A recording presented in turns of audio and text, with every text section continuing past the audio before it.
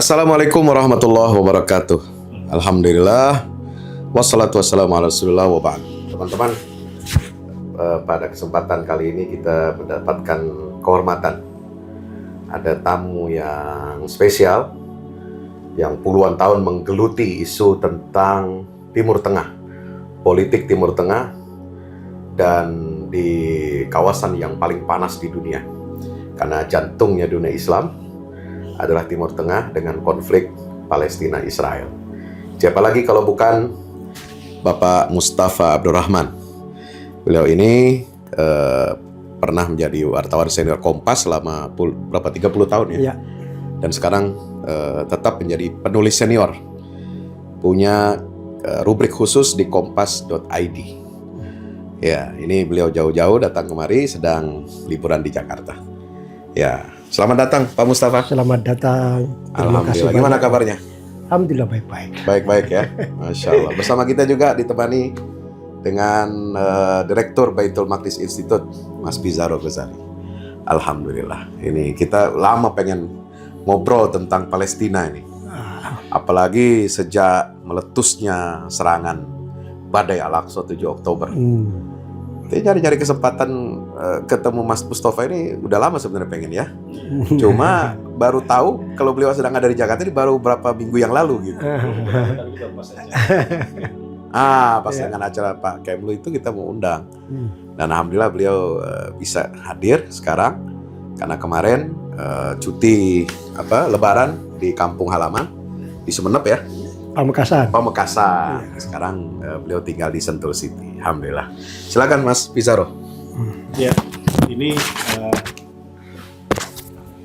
Bang Mustafa Abdurrahman ini juga jurnalis senior ya, dan kita selalu menikmati karya-karyanya. Saya ada beberapa karya yang saya punya, ternyata beliau nggak punya malah.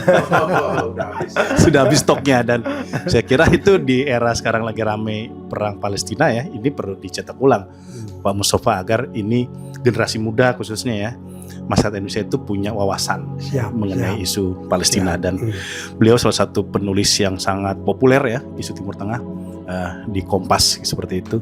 Dan kita tunggu karya-karya ini. Abis ini rencana ada karya lagi ya? Ya, insya Allah dalam waktu dekat akan terbit buku tentang perang Gaza ini. Oke. Ini bisa sedikit diulas Pak Mustafa, ini bukunya perang Gaza ini seperti apa nanti? Ini merupakan buku bunga rampai yang notabene adalah dari kumpulan tulisan saya setiap hari Jumat di Kompas.id. Oke. Jadi saya punya rubrik tetap di Kompas.id namanya Catatan dari Timur Tengah. Oke. Sejak meletusnya perang Gaza pada 7 Oktober yang Ustaz Fahmi sebut tadi Badai Al-Aqsa. Sampai sekarang nulisnya tentang Gaza terus. Jadi sudah hampir 30 tulisan kali lah. 6 bulan? Iya, 6 bulan. Iya. Jadi tiap minggu tentang Gaza terus. Dari berbagai perspektif. Dari berbagai. Makanya sayang kalau ini tidak kita rangkum jadi sebuah tulisan yang utuh dan bisa dinikmati oleh halayak pembaca. Insya Allah mungkin sebulan 2 bulan lagi lah akan terbit buku itu. Di penerbit Kompas ya? Ya, penerbit buku Kompas insya Allah. Iya. Sebelum kita masuk ke tema nih, Ustaz Fahmi Salim. Iya, ini kan jarang-jarang beliau bisa ketemu kita ya di podcast, dan jarang-jarang kita juga bisa ngobrol panjang seperti ini, dan ini disaksikan juga pemirsa. Ini bisa ceritakan sedikit di awal, ini bagaimana kok bisa Pak Mustafa jadi wartawan 30 tahun di Timur Tengah seperti itu untuk harian Kompas ya.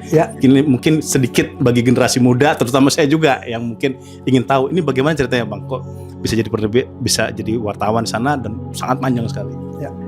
Sebetulnya ini memang visinya pendiri Kompas, yaitu mendiang almarhum Bapak Yakub Utama. Jadi Bapak Yakub Utama itu pengen punya wartawan tetap di Timur Tengah sejak tahun 70-an. Jadi mungkin sejak baru berdirinya Kompas. Karena Pak Yakub sadar bahwa pembaca Kompas itu mayoritas Muslim.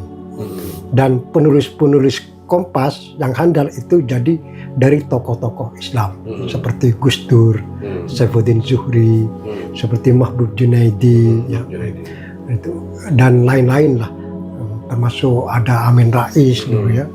Nah, jadi mungkin belakangan itu, belakangan Pak Zumadi Azro, Komarudin Hidayat itu belakangan. Jadi awal 70-an itu masih eranya Gus Dur, Cak Nur gitu ya. Syafi'i Ma'arif itu ya gitu. Amin Rais ya, mereka itu. Jadi mungkin merasa punya hutang budi pada pembaca Muslim dan tokoh-tokoh muslim yang ikut membesarkan Kompas ini. Maka beliau punya visi bagaimana Kompas ini punya wartawan tetap di Timur Tengah. Nah, itu tahun 70-an. Nah, baru menemukan saya itu awal 90-an. Jadi berapa? 20 tahun kemudian ya. 2 dekade kemudian baru menemukan saya di Mesir, di Kairo, dan kemudian saya diminta untuk menulis. Jadi ya koresponden lepas dulu lah. Yang mungkin melihat ceritanya beliau kunjungan ke Kairo atau gimana? Bukan. Jadi kebetulan awal 90-an itu, persisnya tahun akhir 91, akhir 90. Ada wartawan senior Kompas yang sekarang sudah almarhum juga, namanya Syafi Hasan Basari. Itu meliput konferensi tingkat menteri organisasi konferensi Islam yang digelar di Kairo atau OKI ya. Saat itu sedang hangat-hangatnya peristiwa di Mina. Itu yang tragedi Mina. Tahun 90 ya. Tahun akhir 90 itu ya. Nah, kemudian OKI menggelar konferensi tingkat menteri di Kairo, salah satu agenda utamanya masalah itu. Kompas saat itu mengirim wartawan khusus untuk meliput acara itu. Saat itu saya sudah menjadi aktivis buletin mahasiswa. Persisnya saya sudah jadi pemret majalah Himah yang di bawah naungan Persatuan Pelajar Indonesia di Mesir. PPI waktu itu ya? PPI. Saya pemretnya. Kemudian saat itu KBRI juga menerbitkan majalah yang namanya Majalah Indonesia. Setiap bulan. Dan saya menjadi salah satu penulis tetap di majalah yang diterbitkan KBRI tersebut. Nah, mungkin Syafi Hasan Basari itu main ke KBRI, kemudian melihat majalah-majalah terbitan mahasiswa maupun KBRI, kemudian mungkin melihat tulisan saya di situ. Nah, mungkin wah ini tulisan ini mungkin dianggap lumayan lah, ini mungkin bisa dikembangkan begitu. Akhirnya almarhum Syafi Hasan Basari minta kepada kepala Pensosbud KBRI Kairo saat itu supaya saya dipanggil, ingin ketemu saya. Kemudian saya dipanggil oleh kepala Pensosbud KBRI Kairo, diminta saya datang KBRI, dipertemukan dengan almarhum Syafi Hasan Basari itu. Saat itu almarhum Syafi menyampaikan ke saya sudah lihat, sudah baca tulisan you, ya lumayan bisa dikembangkan. Untuk mahasiswa aktivis ya. Nah, kemudian saat itu kalau you tidak keberatan, saya tawarkan antum bergabung ke Kompas. Gitu kan. Jadi itu jurnalis lepas saat itu atau memang lepas, kemudian lepas lah. Ya apa namanya freelance lah, gitu kan. Yang penting Kompas. Kontrak dengan Kompas. Yang penting Kompas punya semacam kontributor tetap lah di sana.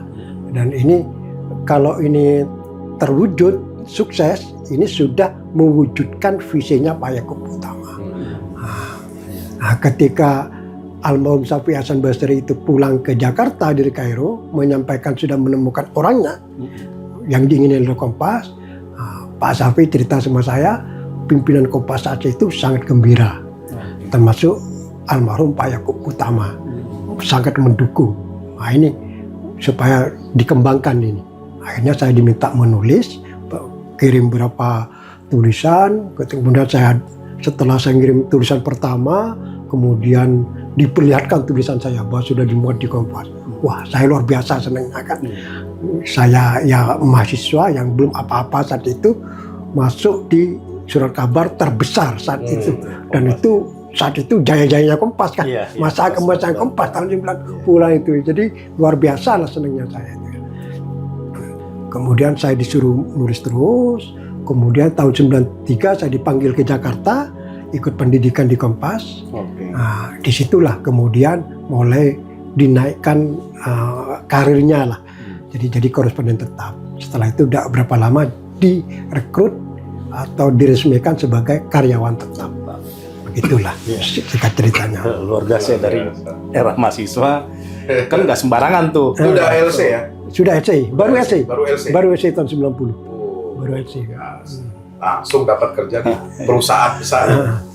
Baru. Nah, Pak Mustafa ini tadi kan cerita ya, ada buku tentang Gaza yang akan dilahirkan nih ya.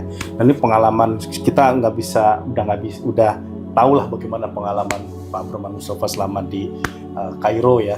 Ini untuk isu Palestina ini sebenarnya pengalaman apa aja dan apa sebenarnya akar masalah yang terjadi di Palestina? Pak Mustafa Abdurrahman mungkin bisa menceritakan Ya. sudah menulis buku Berapa Ya. kali masuk ke Gaza? Sebagai wartawan di Timur Tengah, tentu isu utama yang ditangani, yang diliput oleh wartawan siapapun yang ditempatkan di Timur Tengah itu adalah isu Palestina. Karena isu Palestina itu merupakan isu bersama bangsa Arab. Isu nomor satu bangsa Arab. Jadi menjadi tanggung jawab bersama bangsa Arab. Semua kementerian luar negeri di negara-negara Arab, di Mesir, Libya, Tunisia, Aljazair, pasti isu utamanya yang menjadi kewajiban tugas Kementerian Luar Negeri negara Arab itu adalah isu Palestina. Jadi isu Palestina itu sudah menjadi semacam agenda bersama bangsa Arab. Maka isu Palestina di dunia Arab itu menjadi isu yang sangat sentral. Dan sebagai diplomat, sebagai wartawan yang bertugas di Timur Tengah, pasti yang menjadi agenda utamanya, yang menjadi tugas utama untuk dikerjakan sehari-hari itu adalah isu Palestina. Nah, karena isu Palestina itu merupakan isu utama, maka tentu tempat yang paling sering saya kunjungi itu adalah Palestina. Saya berkunjung ke Masjidil Aqsa itu sudah 8 kali. Lebih banyak daripada saya ke Masjidil Haram. Masjidil Haram baru 3 kali. Ke Mekah itu 3 kali. Haji dan umroh itu. Haji umrah dan umrah. Nah, ke Masjidil Aqsa saya 8 kali. Termasuk peristiwa pertemuan Mekah itu yang rekonsiliasi Hamas Fatah. Saya Ada di situ. datang. Mekah, Di Mekah itu. Kemudian juga KTT Darurat Oki di Mekah tahun 2005 itu saya datang ke Mekah. Jadi Oki itu dimanapun tetap agenda utamanya kan Palestina juga. Iya. Itu. karena dia berdiri juga Ini karena Palestina. Iya, tahun 69 itu kan. Jadi Oki sama Palestina itu sebuah satu dua mata uang yang dua sisi mata uang tidak bisa terpisahkan gitu kan. Jadi di mana ada konferensi Oki, di situ pasti isu Palestina menjadi agenda utamanya. Tempat boleh berbeda-beda. Di Senegal saya datang ke Islamabad saya datang ke Islamabad. Isunya tetap Palestina. Palestina semua. Gitu. Jadi isu Palestina itu sudah bagi saya sudah mendarah daging. Gaza sudah beberapa kali gitu kan. Ketika perang Gaza 69 tahun 2009 perang pertama antara Hamas Israel kan 2009 pertama. Saya masuk ke Gaza. Yang kedua 2012 saya masuk ke Gaza. Baru setelah itu saya tidak masuk ke Gaza, cukup dari Mesir saja gitu. Jadi isu Palestina ini merupakan isu yang sangat utama dan menjadi tugas pekerjaan utama bagi wartawan yang ada di Timur Tengah. Iya. Dari masuk tadi ke Gaza, ke Masjidil Aqsa ini dan ketemu berbagai macam event soal Palestina, apa yang ditemukan Pak Mustafa yang bisa kita di-share bersama para pemirsa? Ya, yang pertama saya sudah hampir mewawancarai tokoh-tokoh Palestina. Dengan Syah Yasin saya wawancara di Gaza ya.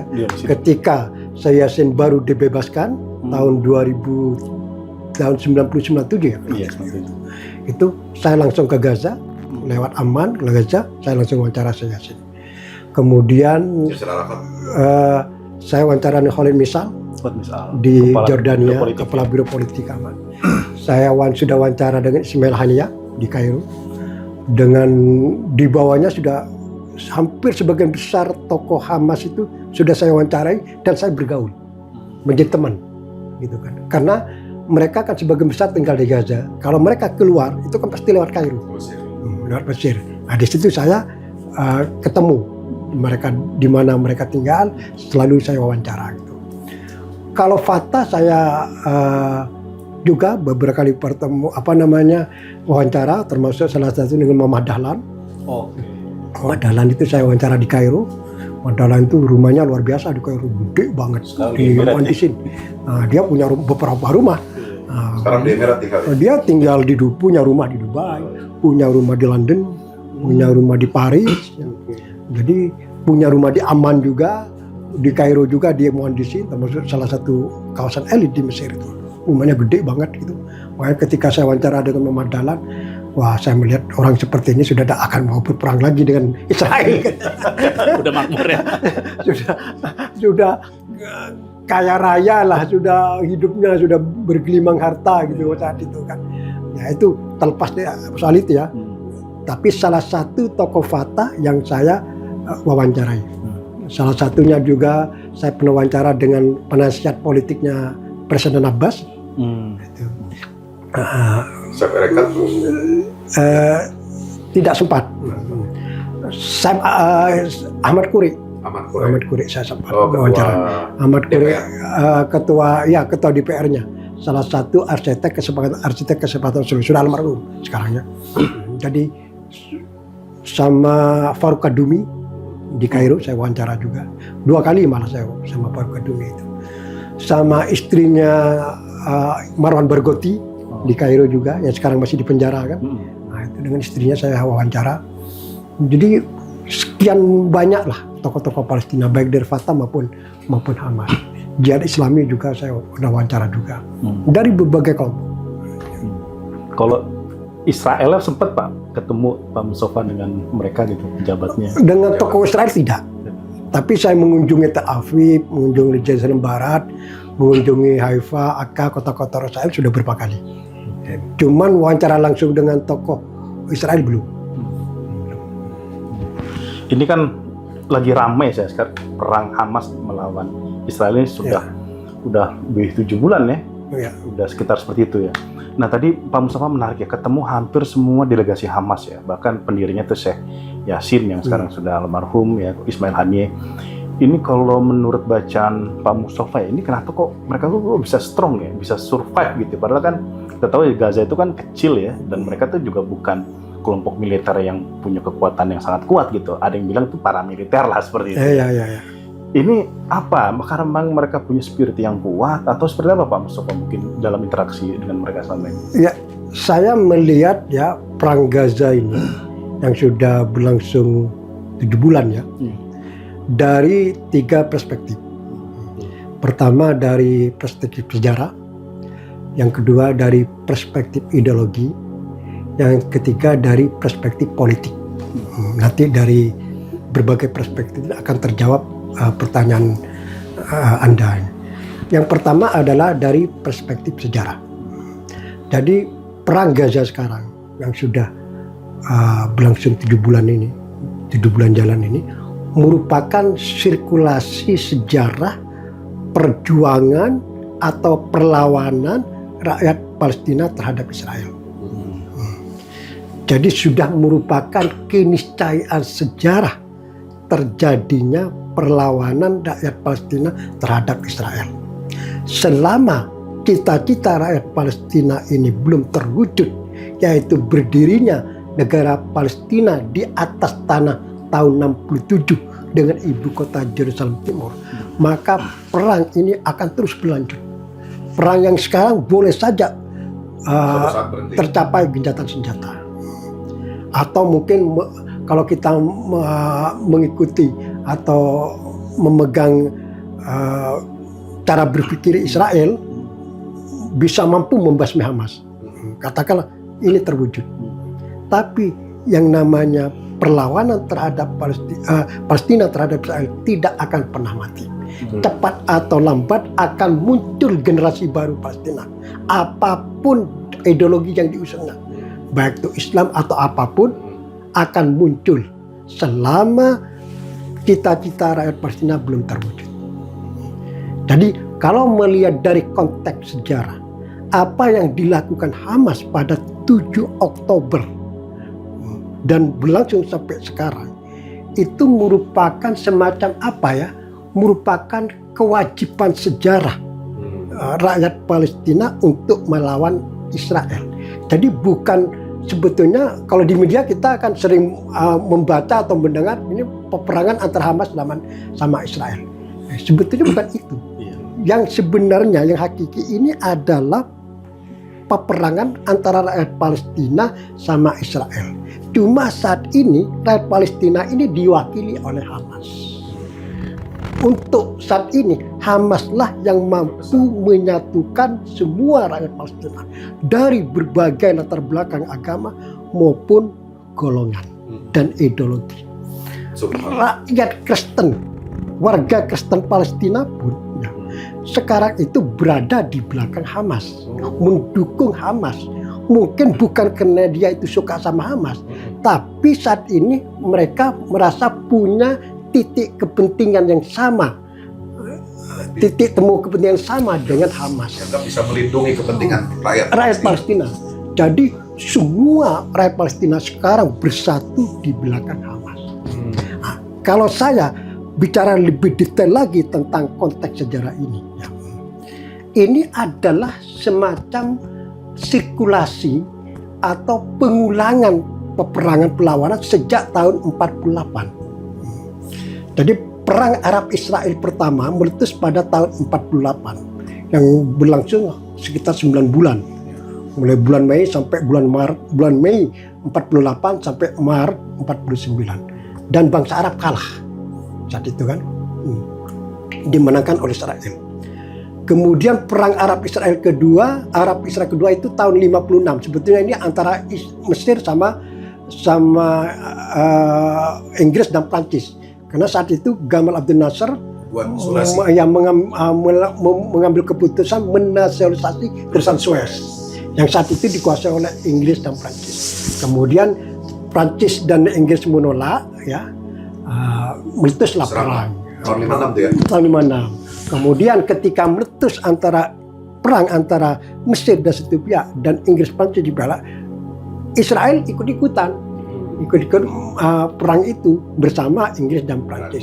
Maka terjadilah perang antara Mesir 3 melawan 1. Dan kemudian tidak murni terusan Suez, karena Israel ikut aja, akhirnya ikut juga isu Palestina terangkat juga, karena ada Israel di situ. Itu yang kedua. Terus yang ketiga adalah perang 6 hari tahun 67. Arab Israel 67. Di situ bangsa Arab kalah. Akibat perang 67 itu, kemudian Gurun Sinai dikuasai Israel, dataran tinggi Golan dikuasai oleh Israel, tepi barat termasuk Yerusalem Timur dikuasai oleh Israel, Gaza juga di Israel. Kalah total. Itu tahun 67, itu yang ketiga. Yang keempat adalah perang 73, perang Yom Kippur. Ya, dan perang Yom Kippur itu berlangsung 3 minggu. Selama 3 minggu, Mesir berhasil mengembalikan sekitar sepertiga wilayah Gunung Sinai. Militer Mesir tidak mampu membebaskan seluruh Gunung Sinai, hanya sepertiga aja. Dan Sadat memang tujuannya saat itu tidak membebaskan semua Gunung Sinai, karena Sadat menyadari keterbatasan kemampuan militer Mesir. Jadi sudah tidak mungkin lah, paling sekian persen. Sadat pada waktu itu ingin mengembalikan kehormatan rakyat Mesir dan bangsa Arab setelah kekalahan tahun 67. Artinya pasukan Mesir dan Arab ingin membuktikan bahwa mampu memukul mundur Israel. Dan ternyata terwujud. Jadi pasukan Mesir luar biasa prestasinya, itu mampu menyeberang terusan Suez. Padahal saat itu tidak mungkin, Rusia aja saat itu Uni Soviet ya, pasukan Mesir untuk bisa nyebrang terusan Suez itu harus menggunakan bom atom saat itu. Tapi ternyata tanpa itu semua pasukan Mesir mampu memukul mundur terusan Suez dan mampu menghancurkan benteng Barlev.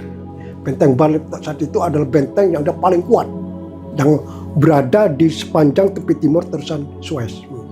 Dan pasukan Mesir mampu menghancurkan itu pada 73. Artinya visi Anwar Sadat dalam perang 73 itu sudah terwujud. Dan itu kemudian yang memaksa Israel mau berdamai dengan Mesir. Seandainya tidak ada perang 73 mungkin Israel tidak mau berdamai karena dia merasa. Jadi Israel mengukur juga kekuatan Mesir ya. Nah, iya, setelah tahun 73 ternyata kekuatan militer Mesir ini tidak bisa diremehkan. Kan akhirnya kita untuk bisa memaksa berunding orang kan harus menggunakan kekuatan juga. Nah, ini yang digunakan oleh Anwar Sadat. Ini perang terakhir antara Arab dan Israel, ya, di mana Arab ini diwakili oleh negara. Jadi Mesir, state gitu kan. Ada Suriah, Ya, Jordan, itu dari 48, 56, 67, 73. Yaman, 73. Itu adalah era perang perjuangan melawan Israel yang diwakili oleh negara. Semua terlibat, Jazair semua terlibat 73 itu kan. Nah, kemudian Mesir saat itu memilih jalan damai dengan Mesir, dengan Israel. Normalisasi. Kemudian tercapailah kesepakatan damai Israel dan Mesir di Camp David, yang kemudian terkenal dengan kesepakatan damai Camp David pada tahun 79.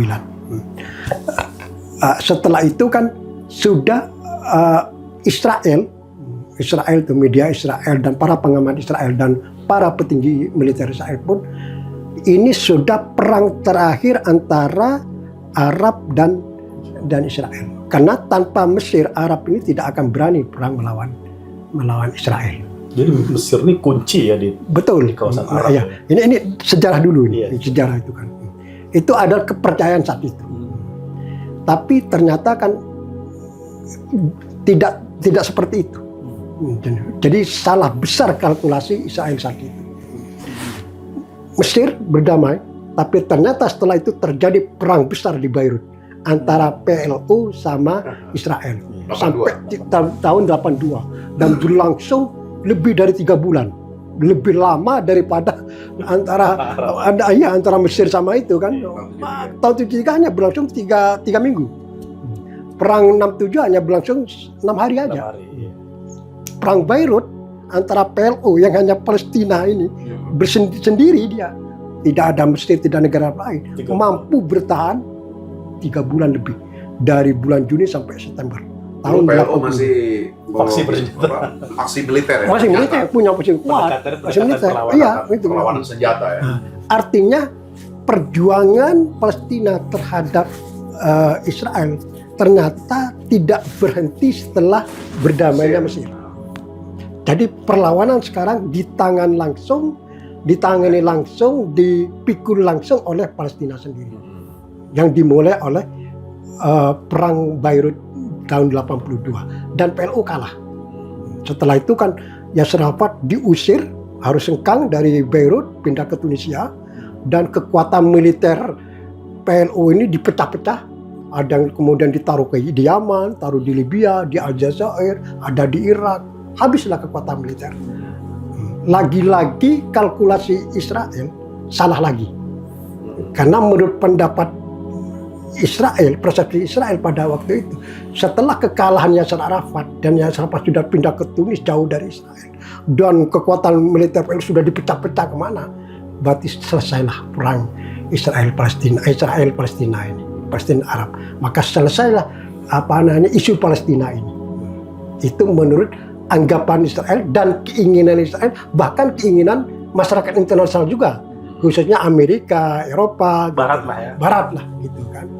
Ternyata setelah itu muncullah orang kedua PLO, Abu Jihad, yang kemudian dibunuh oleh Israel itu dengan menggerakkan intifadah.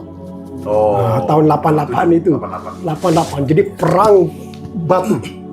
Jadi bukan militer sekarang, rakyat Palestina bangkit baik di Gaza maupun di tepi barat, dan itu dimulai dari kamp Jabalia di Gaza. Meletuslah intifada. Bingung Israel ini. Biasanya dia melawan Arab, Israel pakai senjata enak kan, ini lawan batu ini. Perang rakyat. Perang rakyat ini kan susah, mau dibunuh ini kan kecaman ya. Masalah sipil. Ini kan baru, pola baru kan. Pola baru, bingung Israel kan saat itu kan.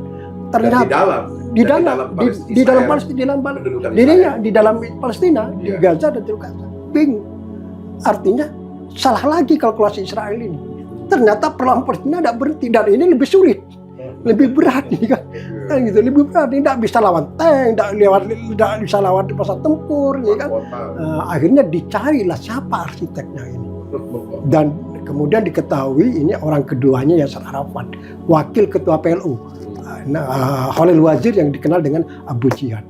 Kemudian Israel membunuh dengan pakai intelijen Mossad di Tunisia kan, karena dianggap ini arsiteknya intifada.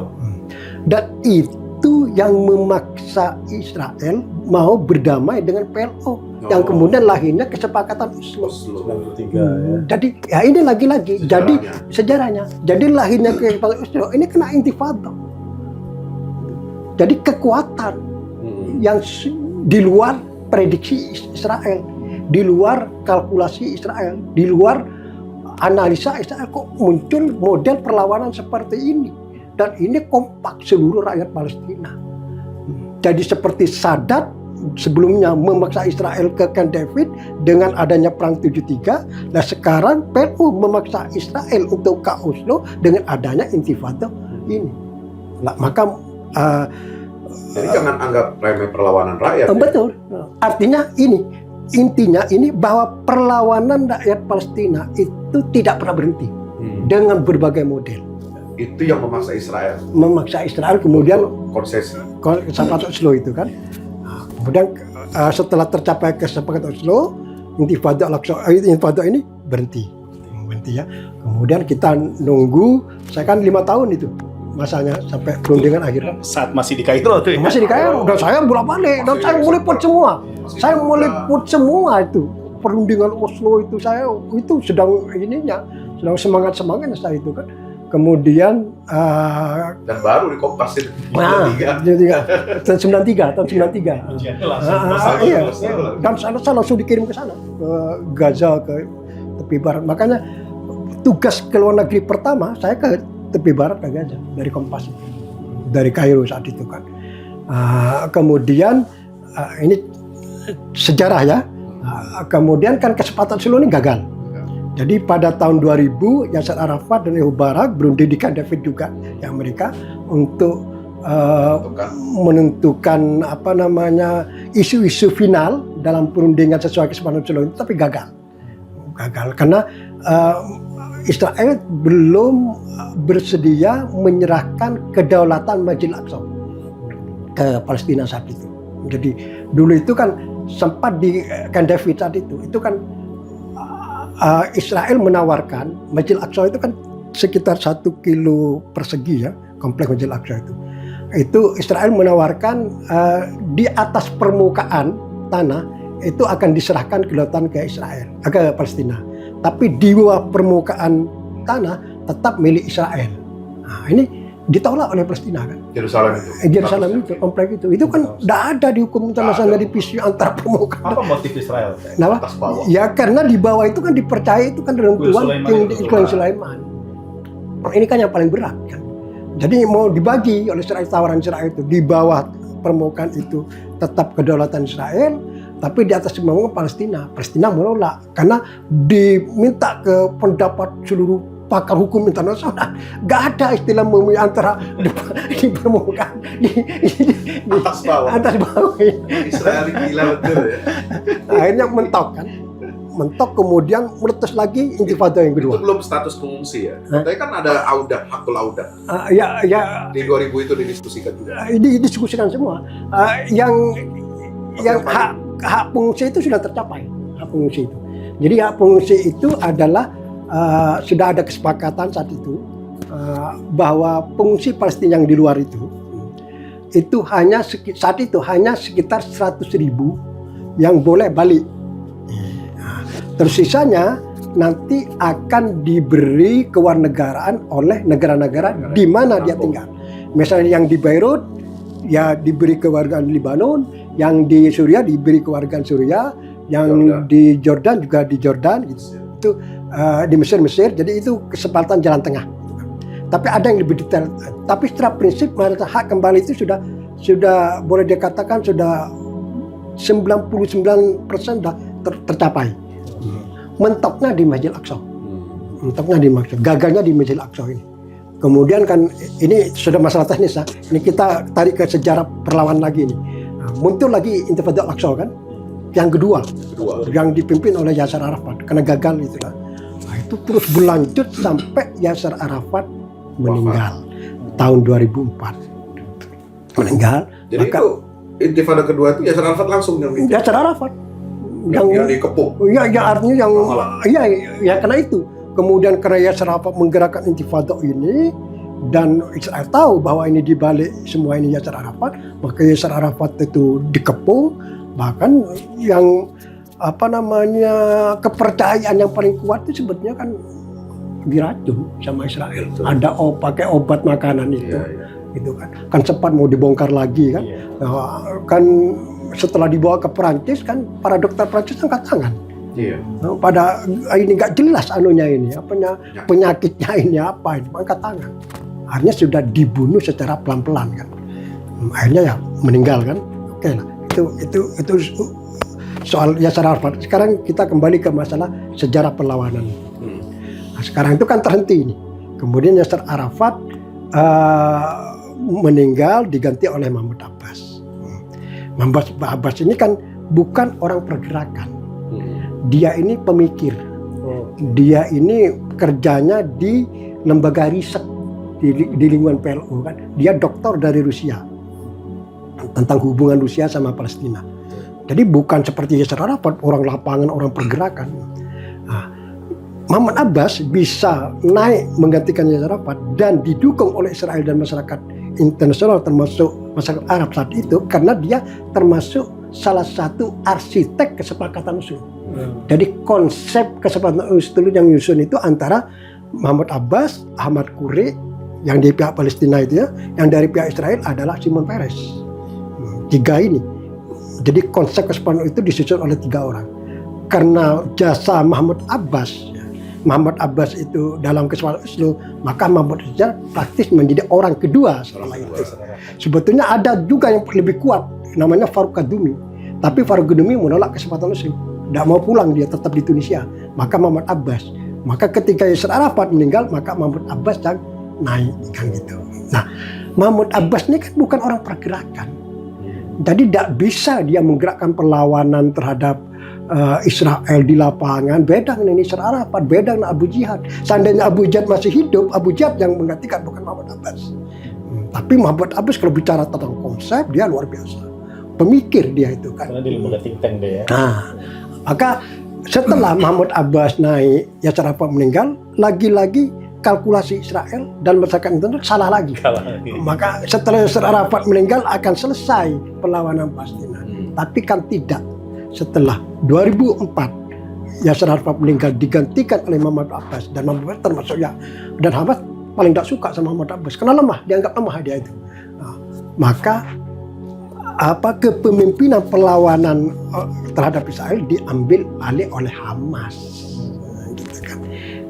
Jadi Hamas itu sebetulnya melanjutkan dari perlawanan yang dulu dipimpin oleh negara-negara Arab, kemudian negara Arab berhenti karena Mesir berdamai dengan Israel, kemudian setelah diteruskan oleh Fatah yang di PLO ya, Fatah yang benar Fatah yang dipimpin oleh Yasser Arafat, dan Yasser Arafat meninggal lagi dan kemudian diasumsikan ini akan berhenti, maka ternyata salah keliru, maka muncullah Hamas.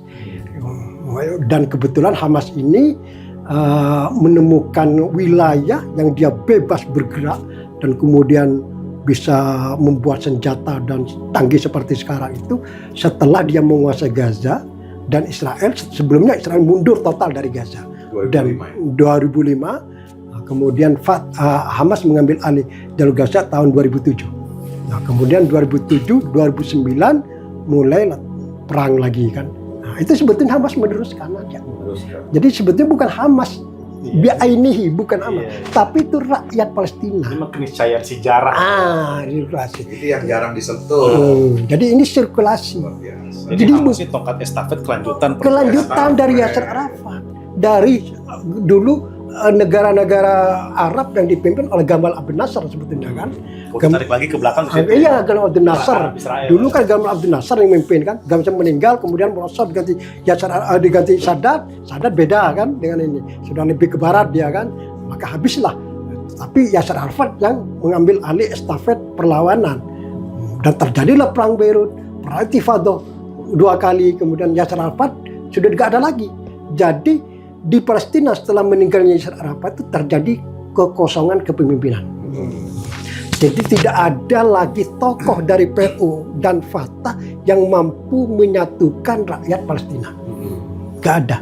Dulu Yasser Arafat yang menyatukan rakyat Palestina. Baik Hamas walaupun secara ideologi beda dengan Arafat, tapi Hamas ini menghormati Yasser Arafat. Ketika Yasser Arafat meninggal 2007 kan saya meliput langsung di itu tokoh Hamas datang semua, misalnya Ismail datang semua. Jadi ikut melayat meninggalnya Yasser Arafat. Jadi Yasser Arafat yang bisa menundukkan Hamas dan Hamas menghormati Yasser Arafat. Nah, setelah meninggalnya Yasser Arafat terjadi kekosongan kepemimpinan. Siapa yang memimpin lagi perlawanan terhadap Israel? Gak ada. Muhammad Abbas tidak bisa diandalkan. Sebetulnya yang diharapkan Marwan Barghouti, tapi Marwan Barghouti di penjara saat itu. Ya itu kan digadang-gadang penggantinya Yasser Arafat, orang lapangan, orang pergerakan itu. Tapi dia di penjara sampai sekarang ditangkap. Marwan Barghouti kan sekarang tahanan nomor 1 yang diminta oleh Hamas untuk dibebaskan. Nah itu yang dihormati oleh Hamas. Seandainya Marwan Barghouti itu memimpin Hamas tuh mungkin tidak mengambil alih kepemimpinan ini. Beda sejarah. Karena kosong kepemimpinan. Karena siapa? Sedangkan Palestina jauh dari selesai. Masalah masih negara Arab itu tidak mau berperang lagi. Bahkan mau berdamai mau boleh ada beberapa akun macam-macam kan. Malah main mata dengan Israel semua. Dan Palestina pun di tokoh Palestina juga ada ini. Fatah tidak punya tokoh lagi. Yang muncul yang ada Muhammad Dahlan seperti itu. Muhammad Dahlan sudah punya villa di mana-mana kan mau berperang gitu. Ada apa namanya Jebir Rojub sama lah. Sejarah. Yang kedua ideologi. Sebentar lagi saya teruskan. Jadi terjadi kekosongan kepemimpinan di Palestina ya. Setelah Yasser Arafat meninggal tidak muncul tokoh yang menyatukan lagi, maka Hamas mengambil alih kekuasaan ini. Bukan salah Hamas sebetulnya. Ini karena keniscayaan sejarah yang memaksa Hamas melakukan perlawanan.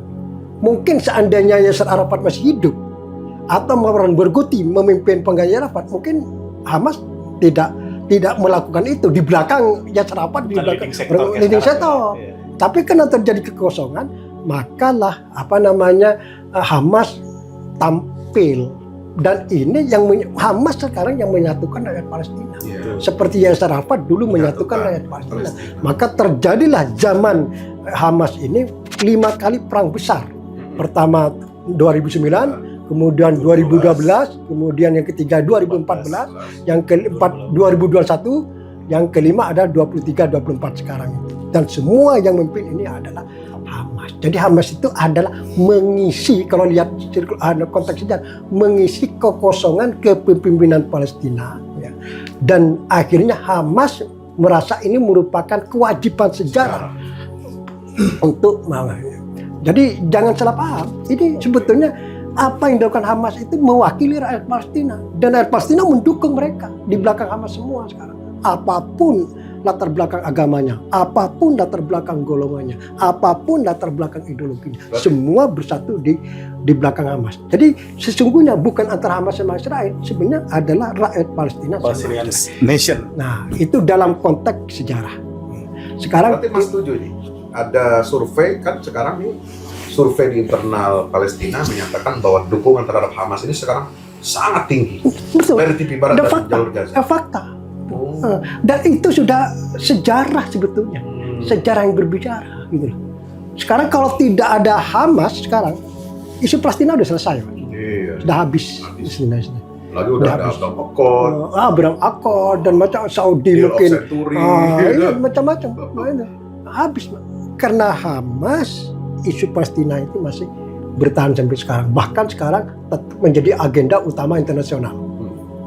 Jadi di tangan Hamas ini. Itu sejarah. Ini yang pertama, yang konteks sejarah. Sekarang konteks ideologi. Nah, ini konteks perspektif bagaimana melihat perlawanan Hamas dalam konteks ideologi. Saya kembali lagi ke belakang. Perang 48, 56, 67, 73. Perang antara Israel dan negara-negara Arab. Konflik Arab-Israel, perang Arab-Israel. Nah, itu adalah yang dipimpin atau dilakukan oleh negara-negara Arab yang mereka mengusung ideologi pan-Arabisme yang dipimpin oleh Gamal Abdel Nasser. Gamal Abdel Nasser kan pan-Arabisme bicaranya.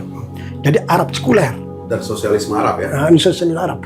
Jadi pan-Arabisme. Jadi semua negara Arab. Jadi mulai 48 sampai 67.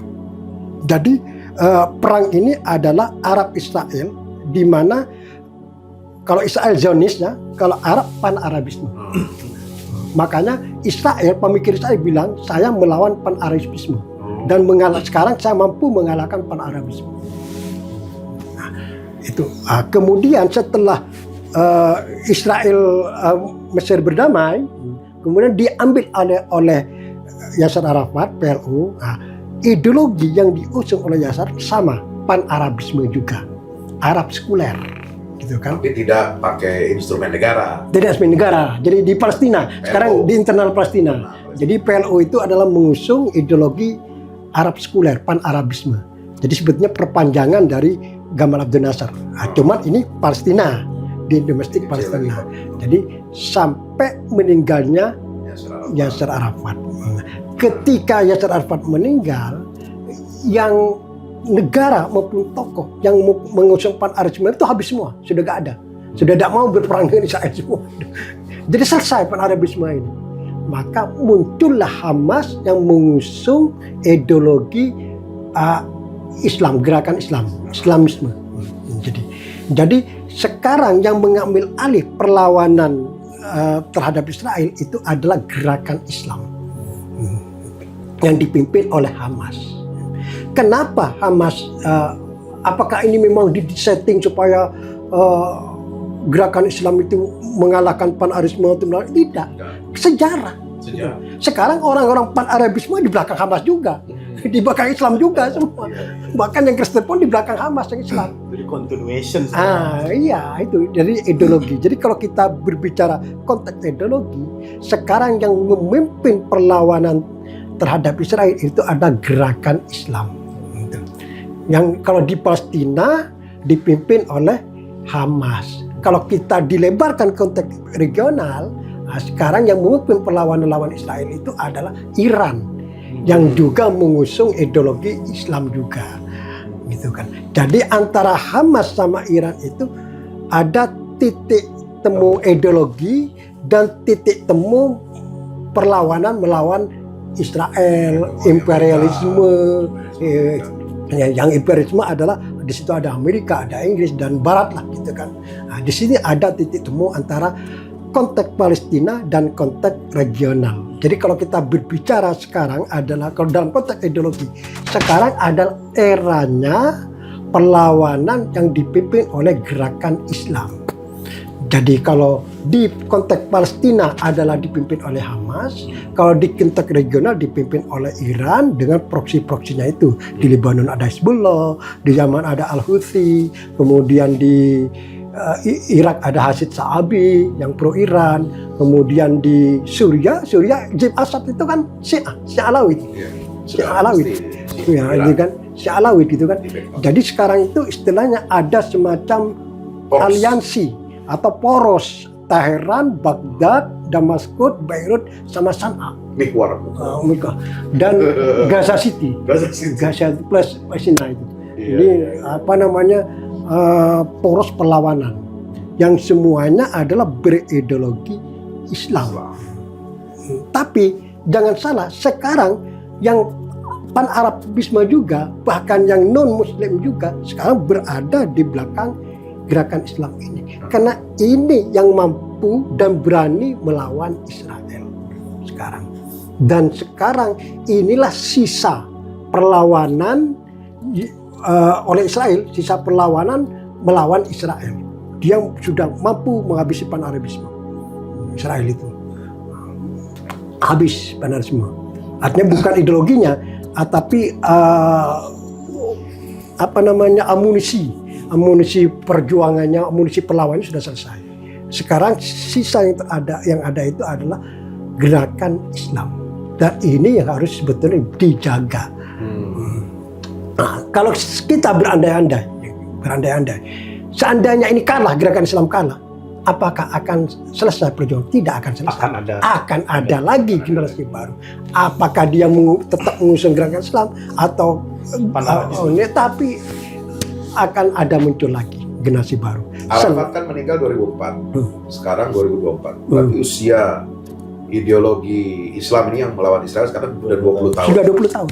Secara pergerakan sejarah kira-kira biasanya itu bertahan berapa lama? Kalau Pan-Arabisme kan dari tahun 48 lah. Dari 48 sampai 2004 ya. Berarti ini Islamisme ini bisa panjang juga. Panjang. Dan tidak ada tanda-tanda penggantinya.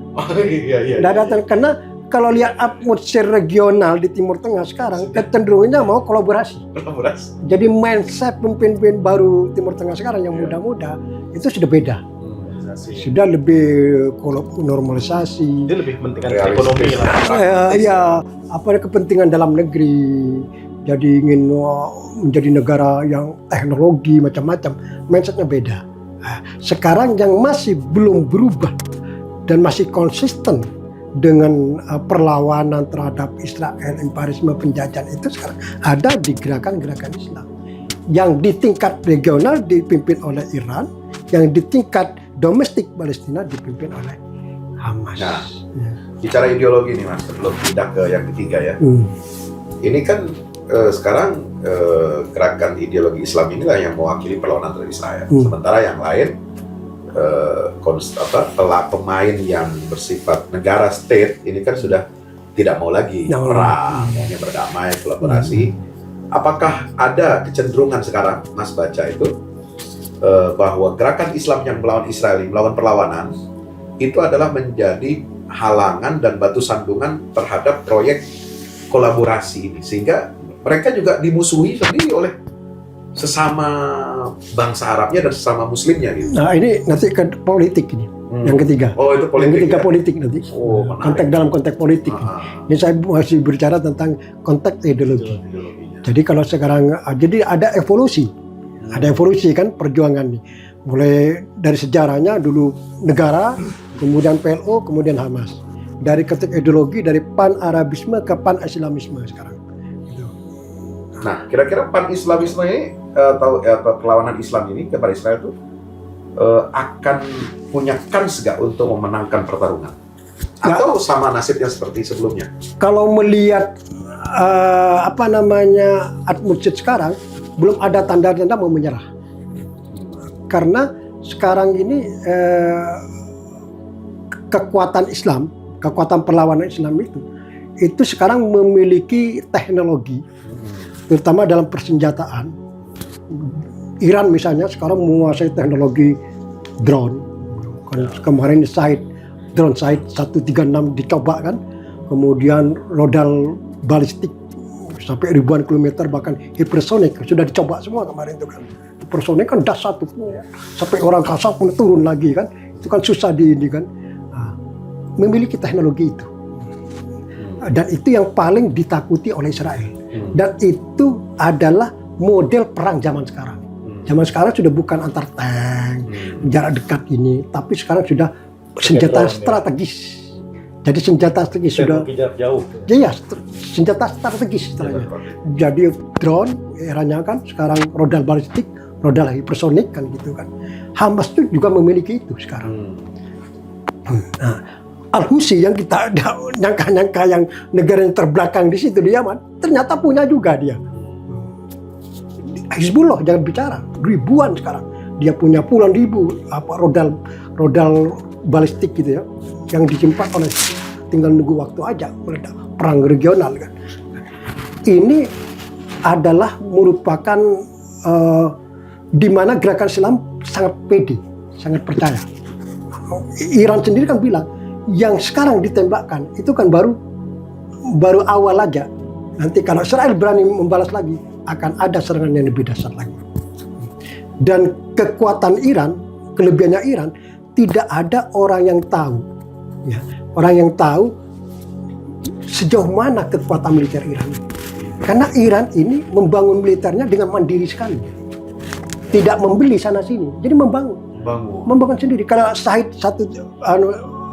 drone Shahed 136, dia bikin sendiri. Kemudian dia punya anti serangan rodal dan serangan udara namanya Al-Hordad. Itu kalau menurut Barat itu kekuatannya sama dengan anti rodal, anti serangan udara buatan Rusia S-300.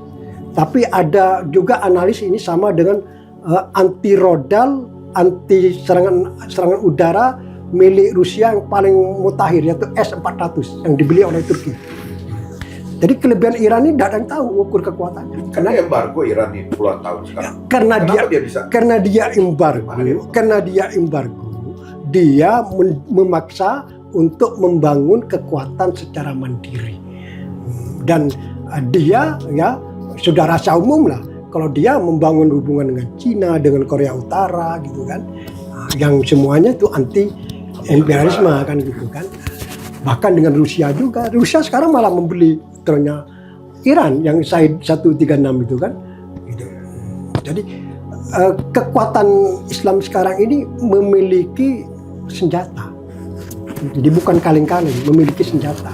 Dan senjata ini dibangun secara mandiri. Dan terbukti mana? Dulu kan Israel bilang tidak ada pasukan Arab, tidak mungkin pasukan Arab itu bisa menembak ke wilayah Israel. Perang kan selalu di luar wilayah Israel. Perang 73 misalnya di Sinai. Perang 67 itu di Sinai. Atau di Golan. Tidak ada di wilayah Israel. Tapi dengan teknologi sekarang sampai ke Tel Aviv, sampai ke ini. Seperti Iran terakhir ini, Iran itu kan membuktikan bahwa dia punya senjata yang gitu. Sangat titis kan. Yang diincar, yang jadi sasaran serangan Iran kan 3. Itu pangkalan udara Nevatim, pangkalan udara Ramun, dan kemudian pusat intelijen yang di dataran tinggi Golan. Dan rodal Iran dan drone Iran yang titis ke 3 tempat itu. Jadi tidak melenceng ke kota. Nah, itu kalau kota nanti bisa korban sipil kan. Nah, ke Yerusalem, ke Tel Aviv, atau enggak. Betul-betul ke sasaran. Memang titis gitu. Dari ribuan kilometer.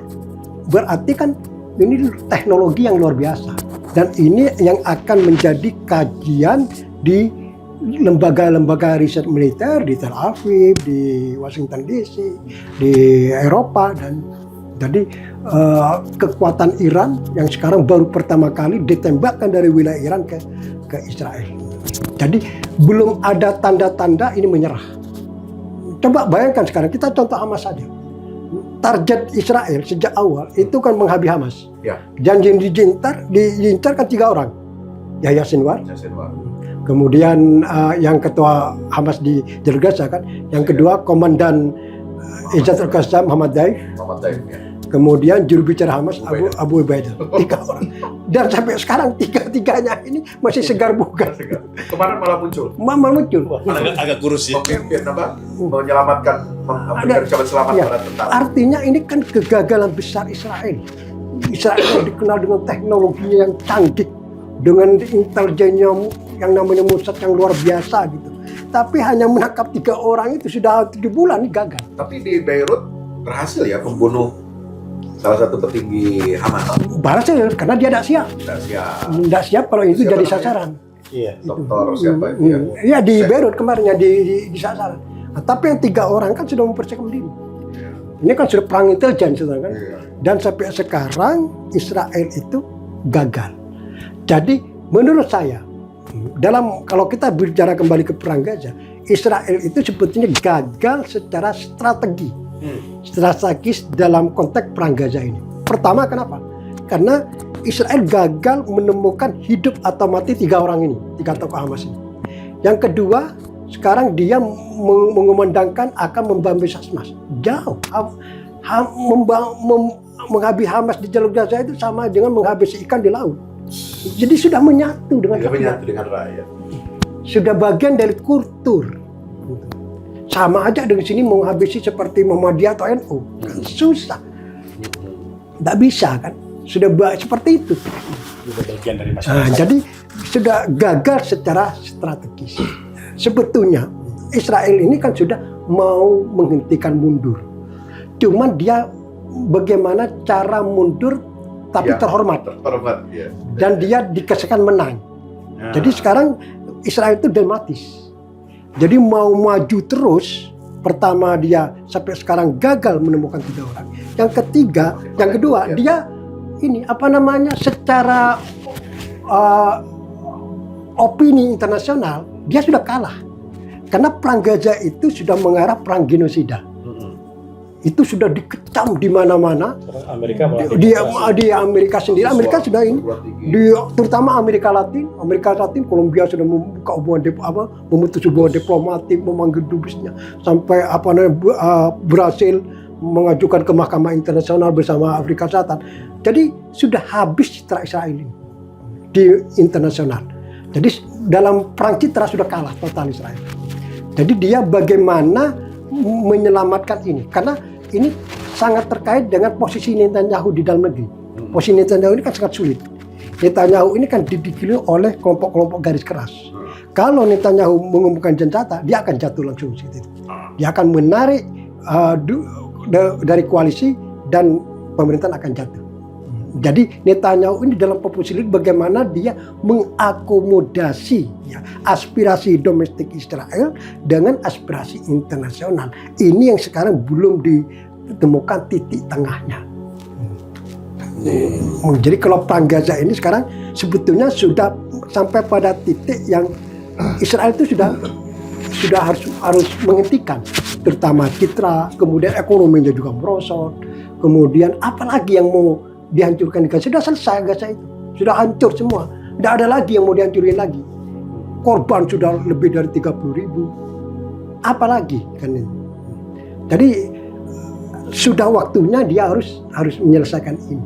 Nah, tapi ini tersandung dengan masalah politik di dalam negeri Israel. Sekarang demonstrasi pun sangat kuat di internal Israel kan? Iya.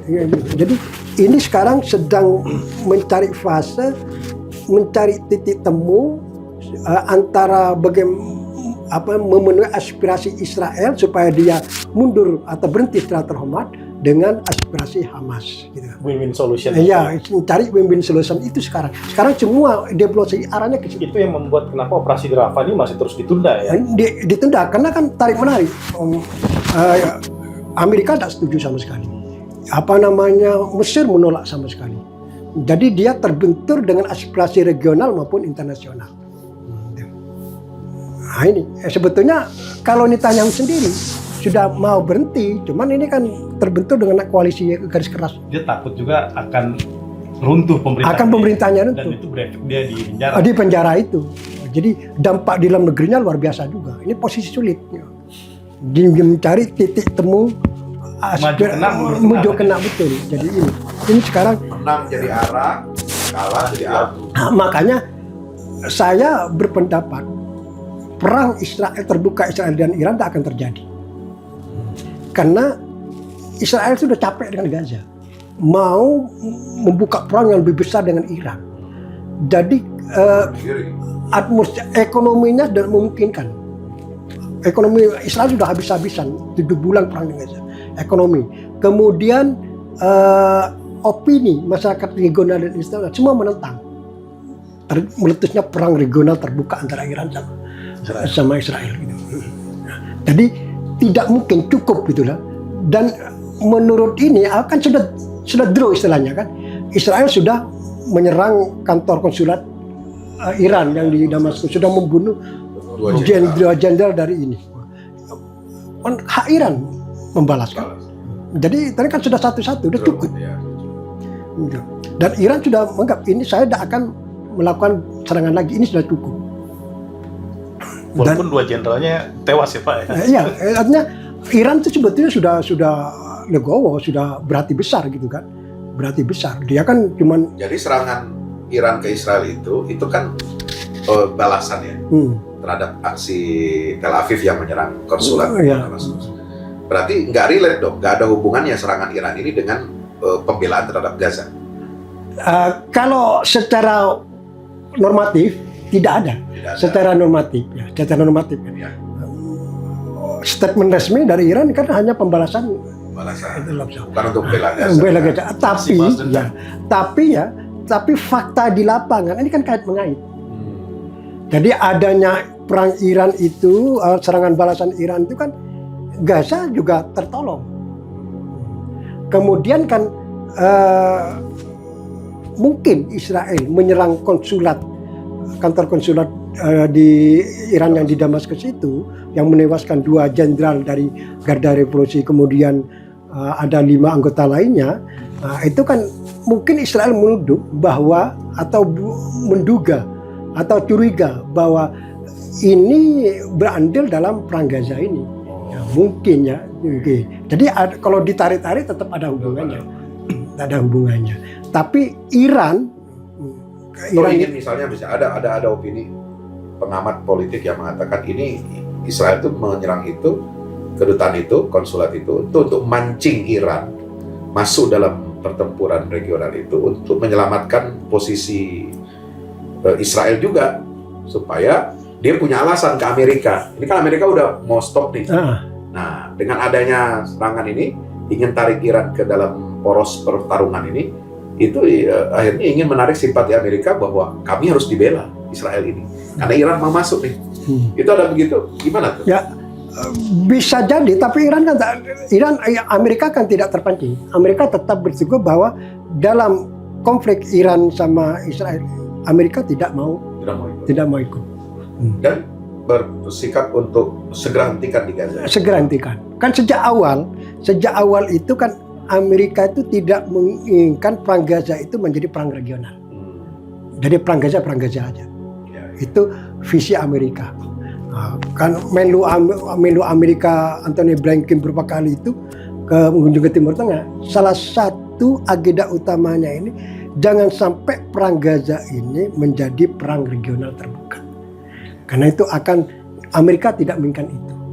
Dan kalau itu terjadi kan Amerika pasti terseret. Sedangkan Amerika masih repot dengan perang Rusia Ukraina. Kemudian dengan Cina, Laut Cina Selatan. Jadi banyak isu dunia yang belum selesai.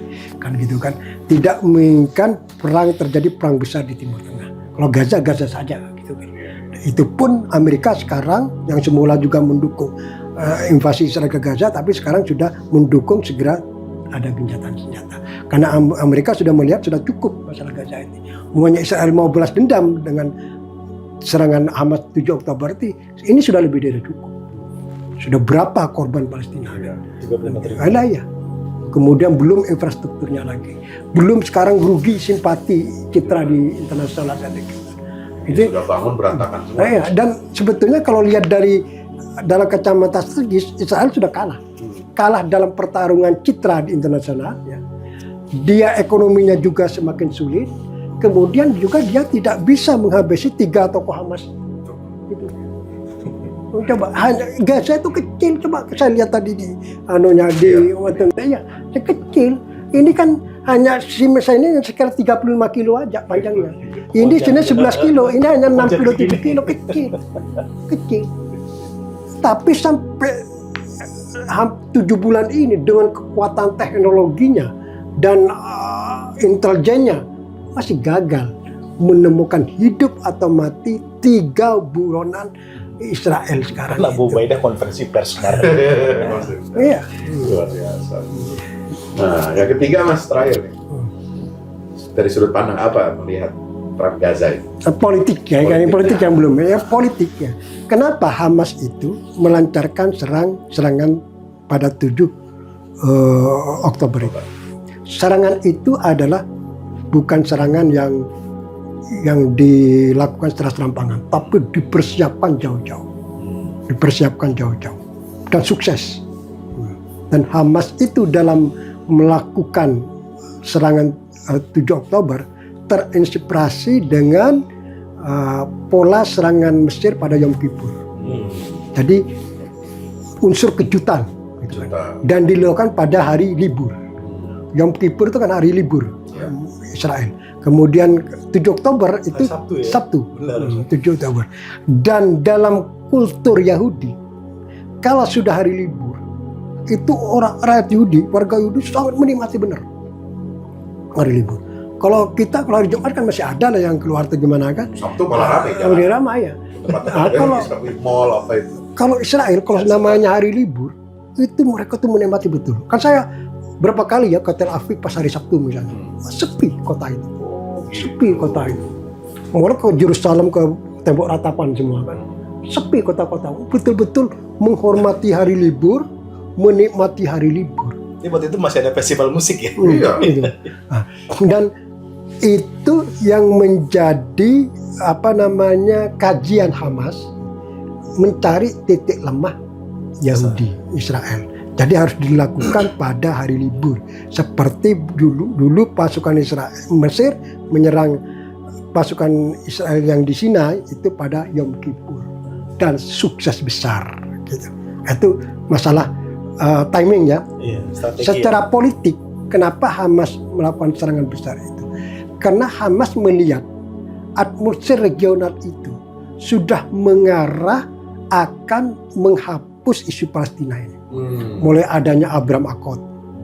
Kemudian santer terakhir sebelum serangan Hamas itu, Arab Saudi sudah mau melakukan normalisasi dengan Israel. Bahkan Netanyahu udah promosikan New Map Middle East kan. Jadi kalau sudah Arab Saudi sudah normalisasi dengan Israel, sudah selesai. Itu udah batas merahnya. Garis merah. Jadi melihat atmosfer politik di regional maupun internasional ini sama sekali tidak menguntungkan Palestina. Dan kalau ini dibiarkan terus, tidak ada gerakan yang dahsyat, ini hanya nunggu waktu isu Palestina ini selesai, dilupakan. Sudah bukan menjadi agenda utama lagi negara-negara Arab. Negara-negara Arab utama akan melakukan semua normalisasi dengan Israel. Inilah kalkulasinya Hamas. Saya harus berbuat, harus menyerang Israel untuk mengangkat lagi isu Palestina di kancah internasional, dan berhasil. Saudi jadi mundur lagi, jadi hilang lagi isu itu kan. Mengecam Israel lagi. Terus yang paling penting lagi, isu negara Palestina ini muncul. Bahwa perang Gaza ini harus melahirkan negara Palestina. Ini muncul lagi, termasuk Amerika sendiri sudah berbicara negara Palestina. Dan kemudian juga negara-negara Arab, termasuk Uni Emirat, Arab Saudi, tidak mau menyumbang misalnya perang ini berhenti untuk pembangunan kembali jalur Gaza itu sebelum ada kesepakatan kemerdekaan. Karena kalau belum ada, nanti perang lagi, membangun lagi semua berapa triliun dikeluarin, hancur lagi. Maka Arab Saudi, Uni Emirat, Qatar semua sudah mengadakan kesepakatan bahwa tidak akan mengucurkan dana untuk pembangunan kembali jalur Gaza sebelum ada. Ini kan keberhasilan kan. Jadi isu Palestina terangkat lagi dan menjadi isu lagi, dan negara Palestina itu sudah menjadi tuntutan semua, baik regional maupun internasional. Bahkan Spanyol sudah menimbang mengakui negara Palestina. Irlandia juga kan. Amerika sendiri sudah bersuara tentang negara Palestina. Kalau kita berbicara negara Palestina, ini kan berkat perang sekarang. Perang sekarang. Jadi dampak politiknya membuat gempa politik. Memang namanya untuk mencapai tujuan besar, memang pengorbanan harus besar. Tidak mungkin mencapai tujuan besar tapi maunya kecil-kecil, pengorbanan kecil, tidak mungkin. Maunya diam aja. Dia tidak mau terima gaji. Tidak ada perlawanan. seperti kita kalau memancing ikan besar, kayaknya harus besar juga. Oh, iya. Ya itu yang dilakukan Hamas sekarang itu kan. Jadi ini tujuan besar, tidak bisa tenang-tenangannya gini, harus besar. Pengorbanan ya harus dikorbankan ini. Dia namanya revolusi di mana-mana korbannya besar, gitu kan. Di sini aja dulu 65 sampai berapa juta PKI yang habis kan, besar. Di Rusia, di Prancis semua revolusi besar semua. Ya Palestina pun juga begitu. Jadi yang ingin meraih yang besar ya harus besar. Aljazair merdeka 1 juta, sang Said gitu kan. Itu. Jadi kalau kita berbicara ini, korban besar ini sudah biasa. Dan Palestina berkorban itu sejak tahun 48. Berapa juta rakyat Palestina sekarang yang sudah menjadi diaspora di negara-negara lain. Di Libanon, di mana-mana, itu kan pengorbanan besar. Dan ini tidak akan pernah berhenti. Dan tidak akan tanda-tanda akan berhenti. Dan tidak ada tanda-tanda menyerah. Palestina terus melakukan perlawanan. Yang sekarang dipimpin oleh Hamas, gerakan Islam. Dan semua rakyat Palestina sekarang bersatu di belakang Hamas demi mencapai satu tujuan. Jadi target politiknya tadi Hamas itu seperti itu ya? Iya, ada lagi nggak yang lain? Negara Palestina dan Hamas sudah statement terakhir kan sudah lihat. Jadi Hamas siap meletakkan senjata. Asal negara Palestina Dicabut blokade. Ya negara Palestina yang merdeka, otomatis blokade kan dengan ibu kota Yerusalem Timur. Hamas siap meletakkan senjata. Itu pernyataan Khalil Hayya ya? Dan siap masuk sebagai partai politik saja. Itu kan sudah statement terakhir. Memang tujuan rakyat Palestina dari berbagai latar ideologi, golongan semua, mulai dari Gamal Abdel Nasser, dari kiri Gaza sampai sekarang masanya Yahya Sinwar ini, Ismail, ya itu hanya satu, berdirinya negara Palestina di atas tanah 67 dengan ibu kota Yerusalem Timur. Nah, sekarang tugas pakar politik, pakar hukum internasional ini sekarang memikirkan bagaimana bentuk negara Palestina yang bisa diterima oleh Israel dan diterima oleh Hamas. Jadi solusi two state solution, 1-2 negara itu harus dicari rumusannya. Bagaimana mungkin negara Palestina tidak seperti Jordan, seperti Mesir yang dolar penuh ya, tapi mungkin agak di bawah sedikit lah, tapi di bawah negara, tapi di bawah otonomi, di atas otonomi. Akhirnya dicari supaya bisa diterima oleh Israel dan diterima oleh Hamas. Bukan otoritas yang kayak di Ramallah ya. Ya beda, itu kan otonomi. Ya harus di atas itu kan otonomi kesepakatan. Ini kayak Papua. Nah, iya. Jadi negara. Ini negara gitu. Nah, tapi harus dicari rumusan bagaimana bentuk negara Palestina yang mungkin berbeda dengan negara lain ya. Misalnya kayak pintu gerbang antara Gaza sama Mesir, kemudian tepi barat dengan Jordan itu misalnya yang menjaga pasukan internasional lah. Nah, kemudian mungkin Yerusalem kompleks Masjid Al-Aqsa karena sensitif untuk sementara ini internasional aja lah, di bawah PBB aja, tidak di bawah Palestina, tidak di bawah Israel, di bawah PBB aja lah, gitu kan. Solusi kayak gini, gitu kan. Dicari kayak begitu. Jadi misalnya Israel kan masih bersikeras ingin menguasai lembah Jordan karena dia subur dan strategis. Oke lah, Israel di situ mungkin ditambah pasukan PBB dan akad sewa aja lah selama 30 tahun ya, 45 tahun setelah itu ya pasukan Israel lengkang gitu kan. Setelah ini kan harus ditarik berjalan tengah. Jadi kalau kita murni seperti ini memang sulit. Dan posisi ini kan kita posisi ya perlawanan kan. Nah, jadi sekarang harus cari jalan tengah yang bisa diterima rakyat Palestina dan diterima oleh Israel. Kembali ke pertanyaan saya tadi Mas terkait dengan politik. Gimana tuh? Secara regional negara-negara kan udah maunya kolaborasi. Sementara Palestina dan faksi perlawanan ini kan maunya terus melawan. Sehingga ada kemungkinan, ada kecenderungan bahwa faksi poros perlawanan ini pasti akan dimusuhi juga oleh saudaranya yang state itu ya kemudian mereka berkolaborasi dengan Barat dan Israel. Nah, gimana? Dalam konteks sedang peperangan seperti sekarang, semua negara Arab bersatu di belakang Palestina.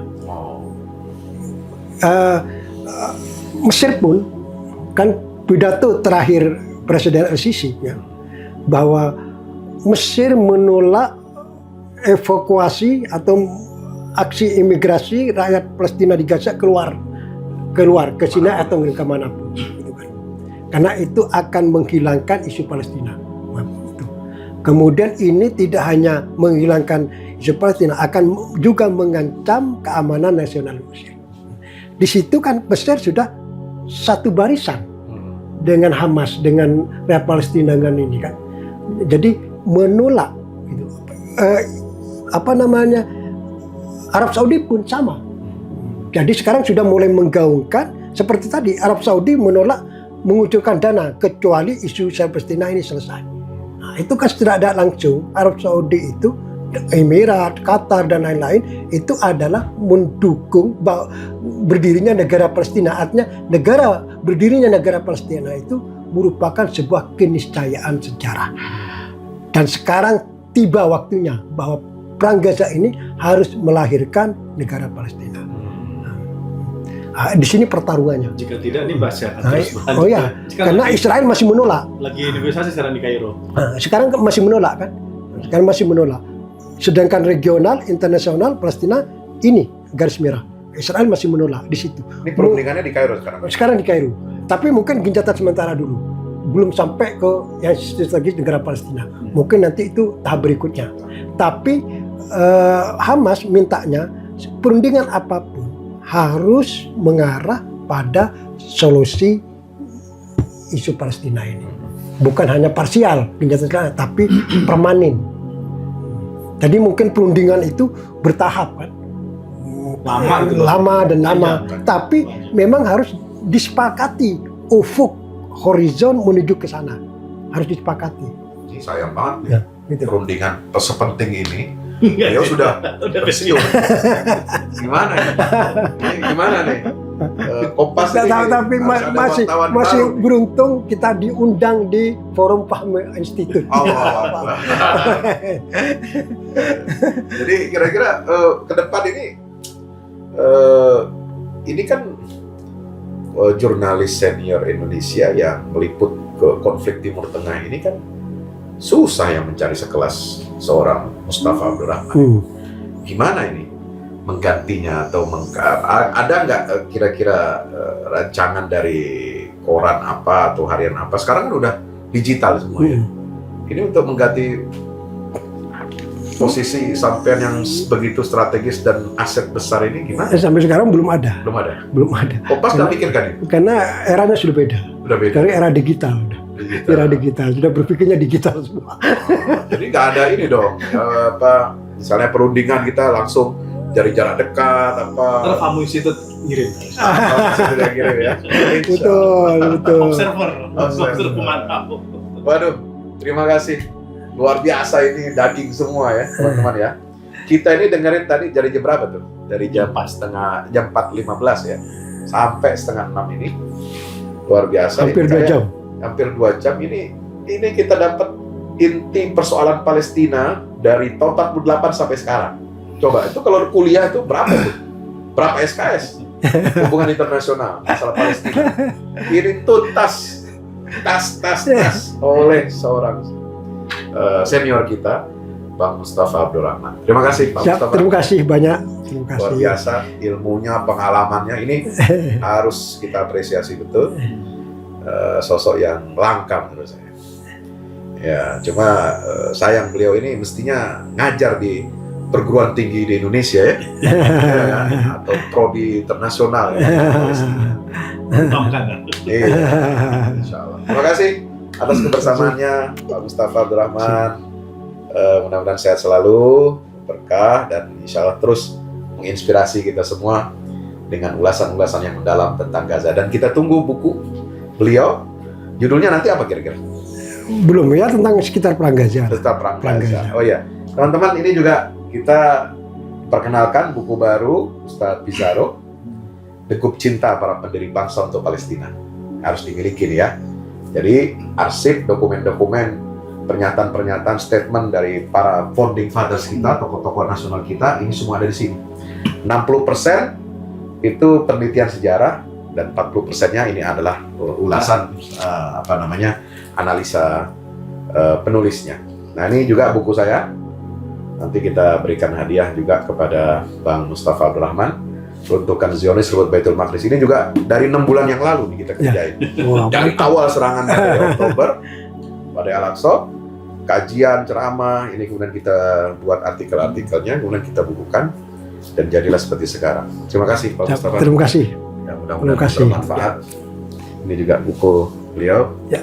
Kita hadiahkan buat dia. Terima kasih. Nasrun wa fatun qarib wa basyiril mu'minin. Wassalamualaikum warahmatullahi wabarakatuh. Waalaikumsalam.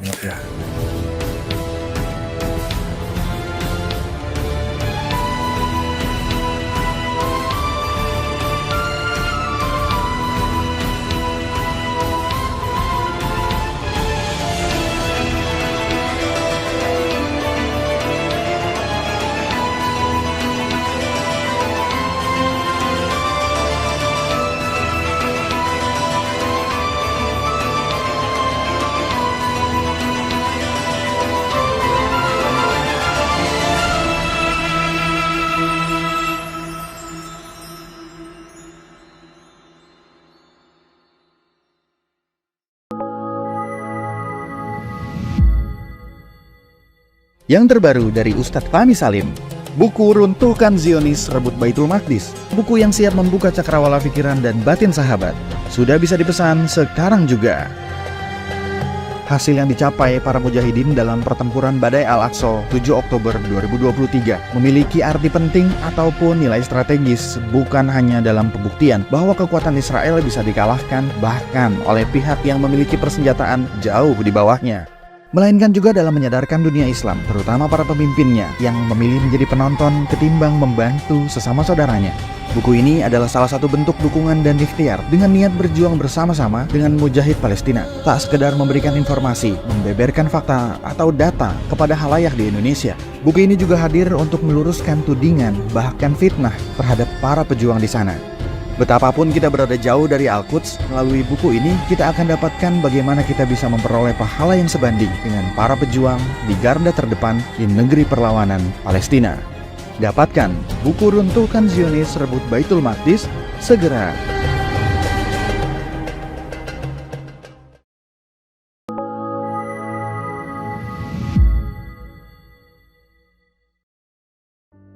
Assalamualaikum warahmatullahi wabarakatuh. Di zaman dan era global yang semakin menuntut kita untuk terus bergerak, ada kebutuhan yang senantiasa harus kita penuhi dalam kehidupan kita. Zaman di mana segala kebutuhan terasa sangat mendesak. Salah satunya adalah kebutuhan sarana dakwah Al-Quran sebagai pusat peradaban. Al-Fahmu Institute hadir demi menjawab kebutuhan akan sarana dakwah Al-Quran di era masa kini.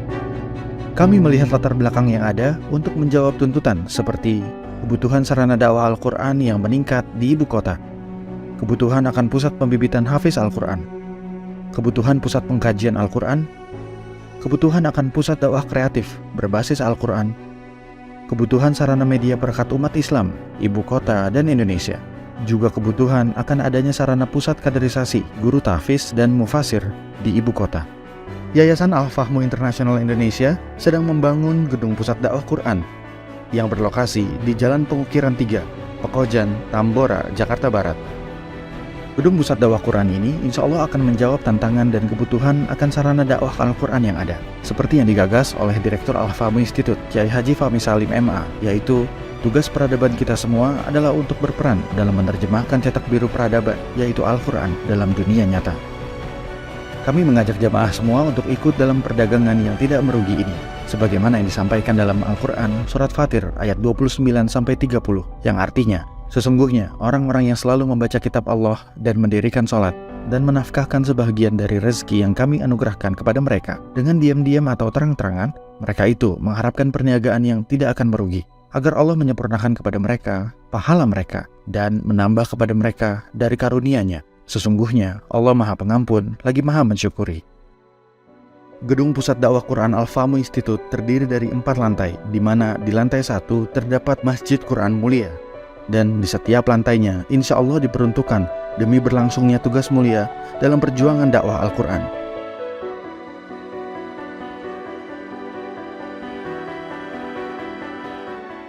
Berikut adalah rencana anggaran biaya yang dibutuhkan dalam pembangunan Gedung Pusat Dakwah Quran.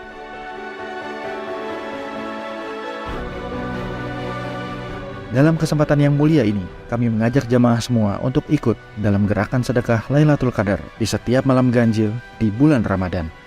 Salurkan melalui nomor rekening berikut ini.